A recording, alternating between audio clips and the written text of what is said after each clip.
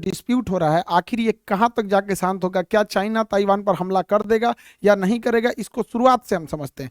देखिए, प्रथम विश्व युद्ध और द्वितीय विश्व युद्ध के दौरान चाइना में मेनली जब सेकेंड वर्ल्ड वॉर चल रहा था तो चाइना में बहुत भयानक गृह युद्ध चल रहा था, और इसी का फायदा उठा के जापान इस पर अटैक कर चुका था। उस समय दो पार्टियां थी, एक माओ की जो थी, माओ जेडांग की जो पार्टी थी उनका नाम था कम्युनिस्ट पार्टी, और नेशनलिस्ट पार्टी को जो लीड कर रहे थे क्वेमेंटोंग, तो ये चियांग काई शेक, क्वेमेंटोंग पार्टी थी तो चियांग काई शेक लीड कर रहे थे। तो दोनों के बीच भयानक गृह युद्ध हुआ। जापान के हमला को देखकर ये दोनों नेताओं ने एक समय के लिए युद्ध विराम कर दिया। गृह युद्ध उसे कहते हैं जब आपस में ही दो पार्टियां सत्ता के लिए लड़ लेती हैं, जैसे तालिबान और अफगानिस्तान की सरकार देखें, वो एक तरह का अंदर का गृह युद्ध था कि एक ही गुट दूसरे गुट को मारेगा अपने ही देश में। तो ये दोनों जो गुट थे एक समय के लिए शांत हुए ताकि जापान के आक्रमण को न्यूट्रल कर किया जा सके। लेकिन द्वितीय विश्व युद्ध में जापान के ऊपर परमाणु बम गिर गया और जापान ऑटोमेटिक साइड हो गया। इसका फायदा उठाकर जो माओ थे वो उनके समर्थक जितने थे वो चियांग काई शेक के समर्थकों को हावी होने लगे अचानक, और ये पूरे एरिया पर माओ का कब्जा हो गया, और यानी कम्युनिस्टों का कब्जा हो गया।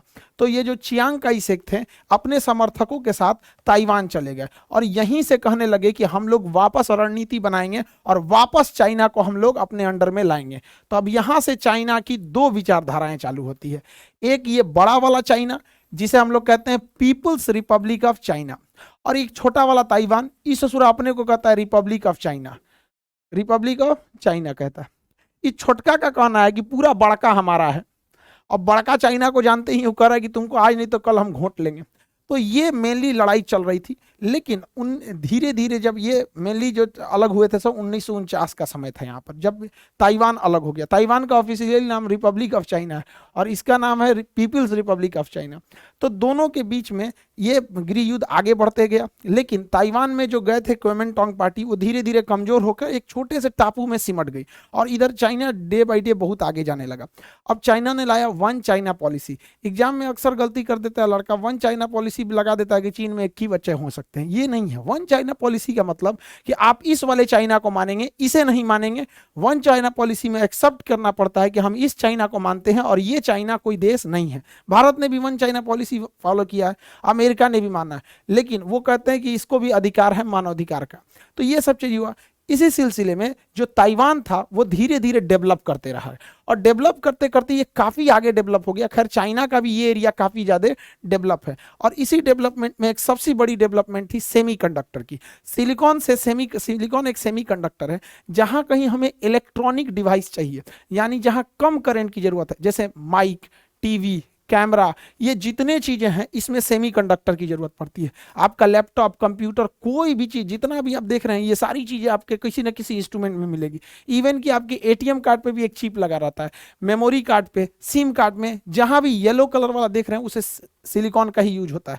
आप कहीं पे भी देखिए तो इस सिलिकॉन में बहुत हाई एफिशिएंसी चाहिए होती है, और साथ में इसमें बहुत ही ज्यादा स्किल्ड वर्कर की जरूरत है, और ये बार बार इसमें सुधार की भी जरूरत होती है। तो इसमें ताइवान बहुत आगे निकल गया और पूरी दुनिया को छोड़ दिया। ताइवान की कंपनी टीएसएमसी पूरी दुनिया का 60% अकेले सेमीकंडक्टर प्रोड्यूस करता है। अब अभी क्या है कि 5G का जमाना आ गया है। हर इंसान के हाथ में मोबाइल, टैबलेट, लैपटॉप, हर चीज अब स्मार्ट होते जा रही है। जैसे आप देखिएगा बल्ब स्मार्ट हो गया, आप रिमोट से बंद कर सकते हैं। तो जहां ये रिमोट वगैरह आएगा इसमें कंफर्म सेमीकंडक्टर लगेगा, यानी पूरी दुनिया का 60% सेमीकंडक्टर अकेले ताइवान के टीएसएमसी कंपनी प्रोवाइड कर देती है। कॉलकॉम, फोर्ड, आपका गूगल, एप्पल, जितनी मोबाइलें आती हैं ये सब टीएसएमसी से ही खरीदती हैं। इसीलिए दुनिया ताइवान को बचाना चाहती है कि ताइवान जाने का मतलब ताइवान गया, बल्कि 60% जो सिलिकॉन सेमीकंडक्टर का मार्केट है वो चाइना के पास चला जाएगा। इसलिए पूरी दुनिया ताइवान को बचाने की जुड़ी हुई है। इसमें अमेरिका को पता है कि भैया अमेरिका सॉफ्टवेयर के दुनिया में बहुत आगे है यहाँ पर, इसलिए इनको सिलिकॉन ज्यादा जरूरत होता है। और आप देखिए यहाँ पर तो एक सिलिकॉन वैली ही है अमेरिका में, क्योंकि वहीं पे गूगल, माइक्रोसॉफ्ट, टेस्ला सब उधर ही मिलने वाले हैं सब आपको। तो उन लोग जैसे टेस्ला की कार ऑटोमेटिक चलती है तो उसमें भी कंप्यूटर चाहिए, सिलिकॉन चाहिए। इसलिए ये चाहता है कि ताइवान हमेशा जिंदा रहे, इसलिए हमेशा ताइवान का पक्ष लेते रहता है। इस बार क्या किया, अमेरिका ने 2 कदम आगे बढ़ के काम कर दिया। एक्चुअली अमेरिका के संसद भवन को हम कांग्रेस कहते हैं। तो जो जिसे संसद भवन के दो सदन होते हैं, जैसे हमारे यहाँ भी संसद भवन के दो सदन हैं, तो हम लोग जिसे संसद कहते हैं, अमेरिका वाले उसे कांग्रेस कहते हैं। तो हाउस ऑफ रिप्रेजेंटेटिव की जो स्पीकर है नैन्सी पेलोसी, तो नैन्सी पेलोसी जो थी, इन्होंने कह दिया कि हम ताइवान यात्रा करेंगे। अब हो गया बवाल, क्योंकि चाइना के वन चाइना पॉलिसी पर अमेरिका ने साइन कर रखा है, यानी ये बड़े वाले चाइना को मानते हैं, छोटा वाला को ये मानते हैं कि उसी का अंग है, तो फिर आप क्यों आ रहे हैं बीच में। तो ये जो बाइडेन का ये स्टेप काफी मतलब एक तरह से कहिए कि रिस्की भी डिसीजन है। नैन्सी पेलोसी का जहाज जैसे ही ताइवान की राजधानी ताइपे में पहुंचता है, तो इनका तो भव्य स्वागत किया जाता है। नैन्सी पेलोसी के आने के बाद चाइना पूरी तरह से भड़क जाता है। वो ताइवान के चारों ओर से अपना नेवल एरिया लगा के और यहां पर मिसाइलों से बम्बार्डमेंट करने लगता है। अब जो भी मिसाइल ये मार रहा था, ये डैंगफेंग 5 मिसाइल मार रहा था, जिसे D5 कहा जाता है, DF5 कर रहा है डैंगफेंग। अब सोचिए यहां पर इसने टारगेट रखा है और ये मिसाइल पूरी ताइवान के ऊपर से जा रही है। यहाँ के देश के लोगों को कैसा लग रहा होगा, यहाँ का एयर डिफेंस, एयरफोर्स, जो भी स्ट्रेटजिक कमांड है इन लोग के पास, वो पूरी तरह से अलर्ट मोड पे आ जाते होंगे यहाँ पर। और ये जानबूझ के चाइना इसी तरह से हमला कर रहा है ताकि यहाँ की सरकार को, यहाँ की जनता के ऊपर दबाव बनाया जा सके। इवन कि यह जापान और भारत को भी धमकी दे रहा है ये चाइना, और कह रहा है कि युद्ध की ओर ढकेला जा रहा है। अब ये समझना है कि युद्ध होता है तो किसकी सेना कितनी मजबूत है, इसका कंपेरिजन कर लेते हैं, हो जाएगा। उसके पास सिलिकॉन आ जाएगा, जब चाहे तो सेमीकंडक्टर का प्रोडक्शन रोकेगा, पूरी दुनिया में कैमरा, मोबाइल, टेलीफोन, हर चीज महंगी हो जाएगी जो भी सिलिकॉन से जुड़ी है। तो पहला तो एक ये लॉस होगा। दूसरा, भारत के लिए दिक्कत हो जाएगा कि वो फ्री हो जाएगा तो ससुरा फिर भारत पे कंप्लीटली भिड़ेगा। इसके लिए भारत को चाइना का थोड़ा सबक सिखाना चाहिए। तुम वहां युद्ध अभ्यास कर रहे हो और यहाँ पे जब युद्ध अभ्यास होता है तो उस एरिया में कोई नहीं जाता है, तो भारत सरकार को भी यहाँ पे अंडमान निकोबार का ये मलक्का जल संधि बंद करेगा ना, ये जैसे मलक्का बंद किया यहाँ युद्ध अभ्यास करके, तो चाइनीज जहाजों को इस साइड से निकलना पड़ेगा। और ये रास्ता इतना दुर्गम में पड़ता है और यहाँ पे क्रॉस करना बहुत मुश्किल हो जाता है। यहाँ एक वीक के लिए अगर मलक्का बंद हो जाता है ना, तो एक हफ्ते में चाइना को 500 करोड़ का लॉस लगता है। और इसके बाद भी जाएगा कहाँ, हिंद महासागर में जाएगा यहाँ पे। तो यहाँ हम लोगों को काम बनता है कि चाइना का ध्यान भटकाया जाए, क्योंकि चाइना इतना बड़ा देश है, अगर उसका ध्यान इधर भटक गया ना, तो ये एरिया में पूरा पहाड़ है, ऐसा मैदानी क्षेत्र नहीं है, तो पूरा पहाड़ है, यहाँ से यहाँ ट्रांसपोर्टेशन बहुत मुश्किल हो जाएगा। और ये चाइना के लिए कंप्लीट ट्रू फ्रंट वार हो जाएगा। एक इधर एरिया हो रहा है, एक यहाँ, और एक नेवी के सेक्टर में फंसा देना चाहिए।